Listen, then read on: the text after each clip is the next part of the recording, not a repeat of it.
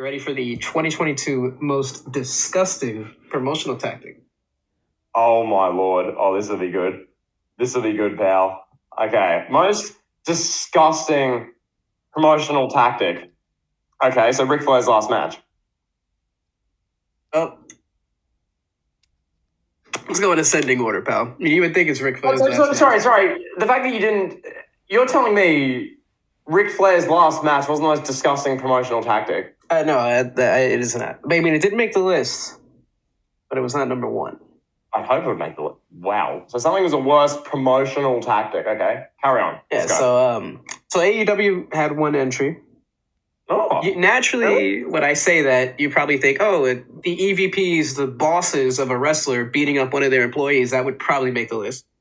Correct. You know, while there's a man's wife in the locker room and, a man's dog, you got these EVPs, again, people that are in charge, busting down, literally kicking down a locker room door of their own employees' locker room. That you would think that would make the list, but no. Yeah, Kevin, management of a company allegedly performing assault and battery on a employee. Right. Well, there's a woman there in the room.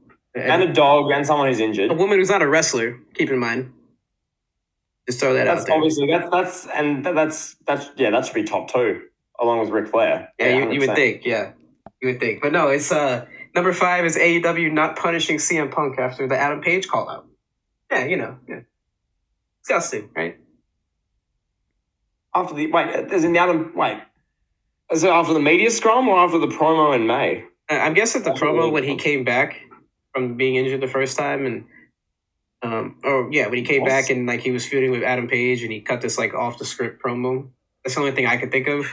AEW not punishing. AEW celebrates breaking the fourth wall shoot promos. That what? And keep in mind, Hangman Page broke the fourth wall first and shot on CM Punk, and So how's that CM Punk's fault? What? CM Punk just retaliated.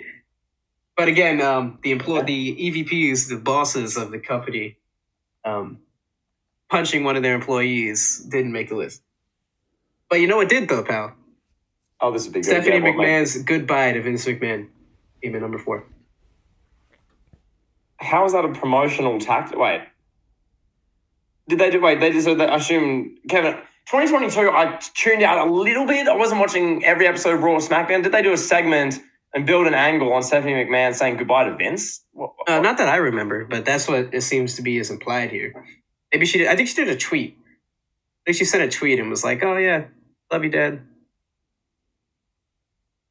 That's literally, Kevin, they did in 2001, there was literally a storyline with Vince McMahon making Trish bark like a dog, and they used that to promote WrestleMania. And now Stephanie tweeting, thanking her dad for being her dad is a disgusting promotional tactic, apparently. What? Yes. I watched WrestleMania 17 2 days ago. I was literally seeing Vince McMahon screaming in Trish's face as he's making his sedated wife stare as he abuses his own children. What is this? But Kevin, Stephanie McMahon, what was the exact wording of the number 4? Stephanie McMahon's goodbye to Vince McMahon. Kevin, you think they use that as the main storyline for WrestleMania to get millions of viewers and get a live gate going? I don't even remember that happening. How's that a promotional tactic? Yeah, that's interesting. Okay. Nevertheless, number 3 is Ric Flair's last match. Sorry, don't I get my ears checked? You said number 3? Correct. Okay, so I'm assuming number 1 was a live assassination attempt in the middle of a wrestling show to get ratings. I'm assuming number 1 was literally an assault and battery happened on screen for the sake of ratings. I assume someone beat up their own child for views. Something like that, I would assume, would be number above that because, Kevin, Ric Flair faking a heart attack in front of loved ones to try and promote a dying company. That's the worst thing. That's the worst promotional tactic. That is a legitimate promotional tactic as well. Number 4 with Stephanie is not a promotional tactic. That's just something that sort of happened with a family. Anyway, carry on. Yeah, number 2 is WWE's Saudi Arabia relationship. I mean, that's a shoo-in to finish top 3 for the next however long, 10 years until that deal is up. Yeah. And then number 1. I mean, it's hard to argue. It's hard to argue this being number one. Mm-hmm. Vince McMahon appearing on TV after sexual misconduct allegations. Now, it's hard to argue. I can't believe they did that. It's hard to argue with this one.